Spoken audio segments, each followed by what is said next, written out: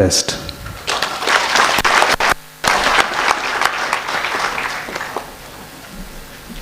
Muyao inge netawa Christine Wanjiro wa Muteti. I'll speak in English. Like Judy said, Dad had a way of making everybody feel special. And there's so much I could say about Dad, but I've decided to summarize, so I'm going to read my tribute. My first encounter with Dad was a professional one. I worked at Alpha Group of Companies in Mombasa, where I was in charge of the Fisheries Department, and this placed me under the Ministry of Livestock and Fisheries. Dad was a minister then, and though I had not interacted with him one-on-one directly, I knew he was a tough, no-nonsense person who followed the rules by the book.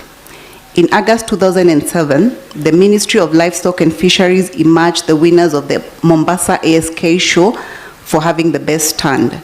To celebrate the win, the minister, who was Dad then, invited the stakeholders for a celebratory dinner at Voyager Hotel.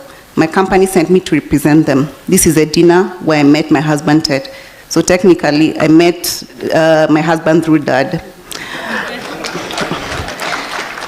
Months later, when Ted wanted to introduce me to Dad, I was very skeptical, as I expected to meet the tough person I knew. I actually thought I would go through an interrogation. To the contrary, he was nothing but warm, welcoming, and loving, and he remained consistently so for the period I knew him. Dad had quite a rich history about himself. I enjoyed listening to his stories about his early school days, how he was spoiled for choice when he got multiple jobs immediately after high school, his stay in Russia as a diplomat. All this he would narrate to us when we paid him a visit.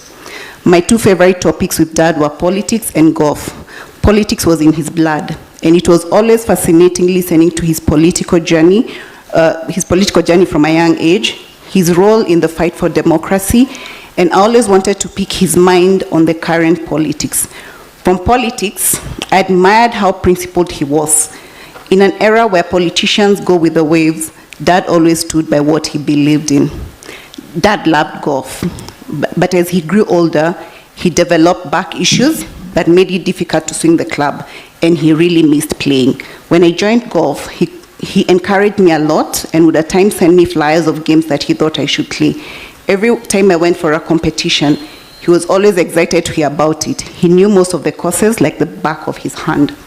Dad was one person who genuinely cared about one's day-to-day activity, just like my sister Shiro said.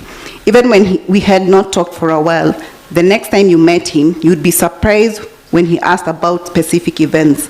He would get an update about us, my daughter and I, when he talked to Tet, which was quite a number of times daily.